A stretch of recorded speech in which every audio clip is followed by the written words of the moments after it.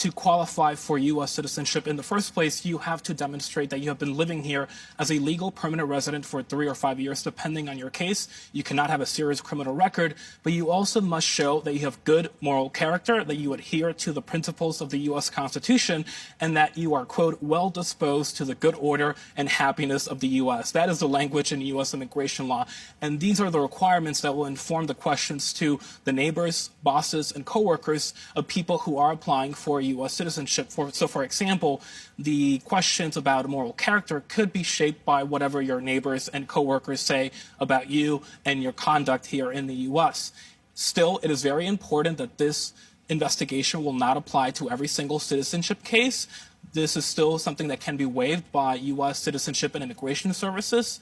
And the Trump administration is urging citizenship applicants to proactively submit letters from your coworkers, your neighbors, your bosses to reduce the chances of these investigations happening in the first place. This was used back in the early 90s. So what was the administration's reason for stopping it then? And what's the justification that the Trump administration is using for bringing it back? Well, I posed that question to Doris Meissner, who was the commissioner of the Immigration and Naturalization Service, the INS, which is now defunct. And she said that during the Clinton administration, this was largely discontinued in the 90s because it was labor intensive, it required a lot of resources and manpower, and it often did not yield the useful information that officials were seeking from neighbors and coworkers of people applying for U.S. citizenship.